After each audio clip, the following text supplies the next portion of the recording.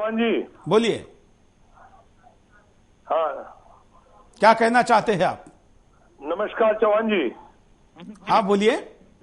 हाँ ऐसा है, मैं आज मैं कहना चाहता हूँ कि अंग्रेज और नेहरू के तालमेल से अनैतिक रूप से धर्म के आधार पे पैदा पाकिस्तान आज हमें हमारी आबादी का 10% या 20% होगा, हमें हमेशा धमकाता रहता है। यह कौन सी ऐसी मजबूरी है भारतीय नेताओं की कि उनकी धमक को हमेशा अपने भारत में ही सहते रहते हैं? क्या ये सुब्रमण्यम स्वामी का कहना सही है कि दुबई के माध्यम से जो हवाला का पैसा काला पैसा स्विस बैंकों में जाता है वह पाकिस्तान के रूट से होके जाता है? क्या इस अनैतिक कार्य को करने वाले हमारे भारतीय नेता उनकी धमक को और उनके डर को सहते रहते हैं? बिल्कुल, पाकिस्तान को धन्यवाद। ऐसा क्या कारण है कि पाकिस्तान के साथ बार बार वही हो रहा है जो देशवासी नहीं चाहता, यहाँ का बच्चा नहीं चाहता, यहाँ का युवा नहीं चाहता, यहाँ का समझदार व्यक्ति नहीं चाहता, यहाँ का बुजुर्ग नहीं चाहता? मृत्यु की शैया पर लेटे किसी पेशेंट को भी पूछ लीजिए जिसकी उम्र 100 के आसपास होगी, वो भी बोलेगा कि पाकिस्तान के साथ बार बार जो हो रहा है उससे वो असहमत है। और नर्सरी क्लास में जाने वाले बच्चे को भी पूछ लीजिए, वो भी यही कहेगा। लेकिन पता नहीं किस क्लास में पढ़े हैं हमारे देश के करता धरता जो बार बार देशवासियों की इच्छा के विपरीत पाकिस्तान से दोस्ती का हाथ ऐसे आगे बढ़ाते हैं तो झुकने को तैयार हो जाते हैं। और एक कॉलर। नमस्कार। नमस्कार सर, बोलिए। हेलो हेलो, बोलिए, क्या कहना चाहते हैं आप? मैं करनाल से मंजीत वालिया बोल रहा हूँ सर। हाँ हेलो, करनाल से मंजीत वालिया, हरियाणा। बोलिए वालिया जी। हाँ जी, ये अपना ये गृह मंत्री साहब आए हैं पाकिस्तान के, तो ये इनको अमेरिका सपोर्ट देनी बंद कर दिया, चीन ने सपोर्ट देनी बंद कर दिया, तो ये हिंदुस्तान की तरफ चले हैं। ये जो हमारे अटल बिहारी वाजपेयी ने गलती करी, अपनी सरकार जो अपना हिंदुत्व था वो खत्म करवा दिया। हेलो, हाँ, तो ये जो बीजेपी ने अपनी, हेलो, बिल्कुल, धन्यवाद। जो गलती अटल बिहारी वाजपेयी ने की वही गलती मनमोहन सिंह करे, और उसके वाजपेयी के पहले भी जो थी वो भी वाजपेयी ने दोहराई, उसके बाद मनमोहन ने की, और भरोसा नहीं इसके बाद आने वाला भी क्या करेगा। मैंने पहले ही कहा कि इस देश में जो भी प्रधानमंत्री अब तक बना, हर प्रधानमंत्री ने पाकिस्तान को बार बार आजमा कर देखने की कोशिश की। और एक कॉलर से बात करते हैं। नमस्कार, बोलिए, क्या कहना चाहते हैं आप? हाँ हेलो। हाँ हाँ जी सर जी, क्या कहना है आपको? मुझे ये कहना है आपको, ऐसा है जैसे कि मान के चलिए ये जो हमेशा ये न्यूज पे बताया जाता है कोई भी ऐसा बात, तो वो नेता में क्यों नहीं खड़े हो सकते हैं आप? हाँ,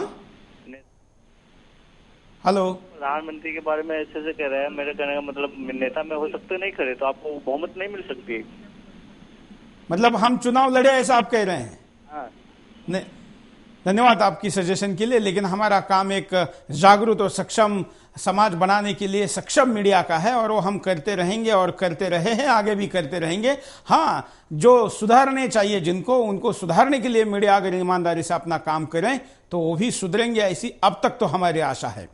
वीजा नियमों के बारे में यहां पर जो ढील दी गई है उसको लेकर चर्चा छिड़ गई है।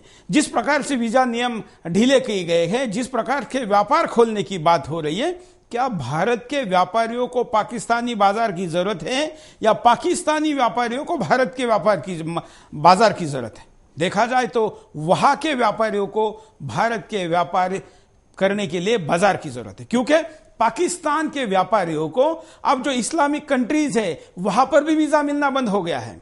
हम आपको वीडियो भी दिखाएंगे जिसमें पाकिस्तान के ही नेता बोलते हैं कि क्या हमको दुबई में, क्या हमको पाकिस्तानी मुल्कों में वो सब कुछ प्रवेश मिलता है जो प्रवेश हमको भारत में मिलता है? नहीं। इस्लामिक कंट्री होने के बावजूद कई इस्लामिक देश पाकिस्तानी व्यापारियों को अपने देश में आने नहीं देते, क्योंकि उनको पता है आने वाले 50% आईएसआई के एजेंट होते हैं, या वो व्यापारी है जो अपने आमदनी का मोटा हिस्सा आतंकवाद को बढ़ाने के लिए धर्म के नाम पर देते हैं, और उससे उसी देश में जिस थाली में खाते हैं उसी देश में ये जाके छेद करते हैं। इसलिए पाकिस्तानी व्यापारियों के दुनिया के कई देश जो पाकिस्तान के साथ हाथ बढ़ाने का दिखावा करते, ऐसे देश भी पाकिस्तानी व्यापारियों को अपने देश में नहीं आने देना चाहते और नहीं आने देते।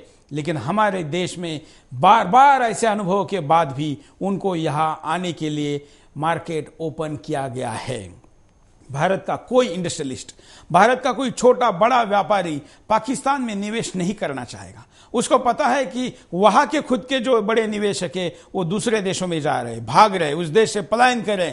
ऐसे में इस देश का कोई इन्वेस्टर वहां नहीं जाएगा, ना उसकी इन्वेस्टमेंट सुरक्षित रह सकेगी। ये क्या हम भारतीय व्यापारियों का हित छोड़कर हम पाकिस्तानी व्यापारियों के हित की तरफ देख रहे हैं? एक तरफ चाइना हमारे देश में मार्केट को खोलने का गलत उपयोग कर रहा है।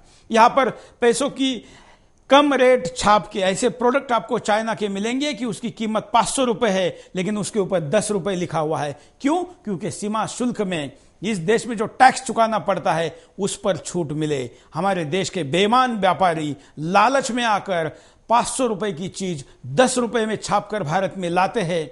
चाइना के लिए कितना बड़ा फायदा होता है, कितना मार्केट उनके लिए खुल जाता है, और हमारे देश के उत्पादकों को कोई पूछता नहीं। पाकिस्तानी इससे भी ज्यादा बेईमान है। वो क्या करेंगे उसकी कल्पना करिए।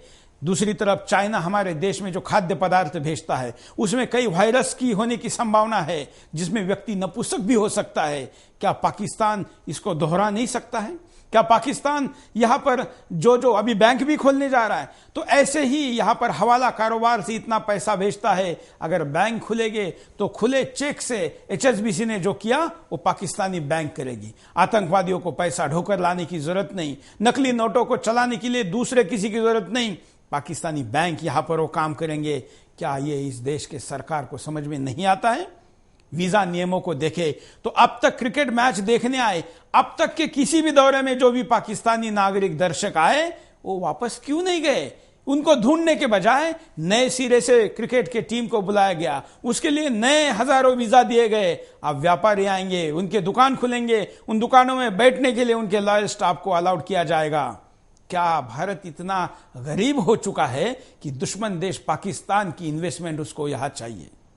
अगले कॉलर से बात करते हैं। नमस्कार। नमस्कार साहब, बोलिए। अरे इससे तो अपने हिंदुस्तान से तो इजराइल अच्छा है जो फिलिस्तीन पे हमला करके बार बार दबाता है। अपना तो हिंदुस्तान इतना बड़ा देश है कि प्रांत ही है वो पाकिस्तान। बिल्कुल। तो हिंदुस्तान के नेताओं क्या सब इनको तो सबको चूड़ियां पहना देना चाहिए। बिल्कुल। इनको क्या है, इटली से वो साड़ी मंगवाना चाहिए इनको पहनाने के लिए।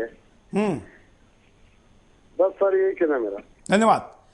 लेकिन हमारे देश के राजनीतिक दलों को तो इजराइल का नाम लेने के बाद भी वायरस हो जाता है, और वायरल होने के बाद उनको ऐसी हुड़हुड़ी हो के बुखार आ जाता है सेकुलरिज्म का कि इजराइल के नाम लेने वाले को कम्युनल कहते हैं। अपने देश के स्वयं प्रभुता के लिए, वहां की सुरक्षा के लिए, राष्ट्रीय सुरक्षा के लिए वहां का बच्चा बच्चा जान देने को तैयार है, वहां की सरकार मर मिटने को तैयार है। और इसीलिए इतने शत्रुओं के घेरे के होने के बावजूद इजराइल आज भी बना हुआ है, लेकिन हम उनका आदर्श नहीं लेना चाहते। अगले कॉलर। नमस्कार। मैं ये बोल रहा हूँ कि मैं झुंझुनू राजस्थान से बोल रहा हूँ। बोलिए। आज ही झुंझुनू जो हिंदुस्तान को सबसे ज्यादा सैनिक देने वाला है, और सरकार अपनी मर्जी से ये फैसला कर लेती है कि पाकिस्तान के आगे सर झुकाने को इतनी नौबत आ जाती है कि उनको क्या हिंदुस्तान के अंदर इतनी कमजोरियां आ गई। बिल्कुल, यही तो हम पूछ रहे हैं। नहीं, इतनी कमजोरियां आ गई क्या हिंदुस्तान के पास? बिल्कुल, धन्यवाद। अगले कॉलर से बात करते हैं। नमस्कार, बोलिए। पाकिस्तान मीडिया के बारे में जो बात चल रही है अभी टीवी पे, उसके बारे में ये बात कहना चाह रहा हूँ। देखो, दोनों देश ऐसे हैं, इंडिया से ही पाकिस्तान बना है। ठीक है सर। हाँ। तो ये बात जो बात चलती है टीवी के ऊपर, तो मैंने उसमें ये डिटेल में सुना और उनकी बात सुनी है। तो इस तरह की बात नहीं होती, क्योंकि दोनों एक ही मतलब एक ही बाप की औलाद है। हेलो, तो एक ही बाप की औलाद अगर एक औलाद गलती करे तो उसको क्या करेंगे? जी, उसी के बारे में बताना चाहता हूँ। अगर कितनी गलतियां माफ करेंगे? हाँ, उसी के बारे में I want to tell you about that. कि अगर इस तरह की कोई बात है तो उस तरह की दोनों सहमति करनी चाहिए ना।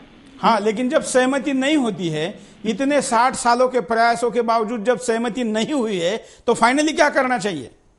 तो फाइनली ये हमारी तरफ से है कि I am belong to Hindu caste. I am belong to Hindu caste, और मैं एक मेवात एरिया का रहने वाला हूँ। हाँ, जहाँ हिंदू मुसलमान दोनों एक कंबाइंड रहते हैं। हाँ, हमारा इलाका। तो यहाँ मसला हिंदू मुसलमान का नहीं है। भारत का मुसलमान भी नहीं चाहेगा कि रहमान मालिक हमारे यहाँ के मुसलमानों से अपना नाता जोड़े, और रहमान मालिक ने यही हुशारी की, यहाँ पर आके बाबरी का नाम इसलिए लिया कि यहाँ के भारत के मुसलमानों को अपने हाथ से मन से जोड़ा जा सके। लेकिन भारत के मुसलमान पाकिस्तान से अपनी लगाव नहीं दिखाएंगे। जो कुछ % दिखाते हैं उनको भी यह सबक मिल जाएगा। इसलिए धन्यवाद। इसलिए यह मुद्दा हिंदू मुस्लिम का नहीं है, यह भारत पाकिस्तान का है। उन भारत पाकिस्तान का है जिसने इस्लाम के नाम पर तो देश ले लिया, लेकिन उसको लेने के बाद इस देश को हमेशा अपना शत्रु नंबर 1 माना। जिस देश से निकलकर बाहर आए, जिस देश के आशीर्वाद पर बना, उसी देश के खिलाफ हमेशा छद्म युद्ध लड़ता रहा और आज भी लड़ रहा है। अगले कॉलर। नमस्कार सर, मैं लातूर से बात कर रहा हूँ, सुरेंद्र सर। बोलिए। अभी सर अपनी कांग्रेस गवर्नमेंट ने जो सर डिसीजन लिया है ना, तो क्या सर अपने हिंदुस्तान में उतना क्या सर दम नहीं है क्या सर? बोलो उतना क्या बोलो। जब अब इसके पहले अपना जो पाकिस्तान का परवेज मुशर्रफ पे आया था, अपना झंडा उंडा लगा के आया था, उल्टा लगा के आया था। हाँ, अभी इन्हों भी सर आज बाबरी मस्जिद का नाम छिड़क के उसको क्या करने का है? अपने पाकिस्तान में अपने हिंदू के लोगों को कितना अत्याचार हो रहा है। 250 महीने में कराची में अपने हिंदुस्तान के मंदिर गिरा दिए, फिर वो क्यों कुछ नहीं बोलते अपनी कांग्रेस गवर्नमेंट को? बिल्कुल, बहुत अच्छा सवाल है, धन्यवाद। रहमान मलिक को यह क्यों नहीं पूछा गया कि तुम्हारे देश में कभी हिंदुओं की संख्या 18% थी, अब 1% पर कैसे आई है? 17% कहा गए, क्यों मार डाला, क्यों धर्मांतरित किया, आज भी मंदिर वहां क्यों तोड़े जा रहे हैं? ये सवाल भारत सरकार उनको पूछने की हिम्मत नहीं रखती। उनको बिरयानी कौन सी चाहिए, उसमें नमक कितना चाहिए, ये जरूर पूछती है। हम यहां पर रुकते एक छोटे से ब्रेक के लिए। ब्रेक के बाद दोबारा आएंगे। बिंदास बोल जारी।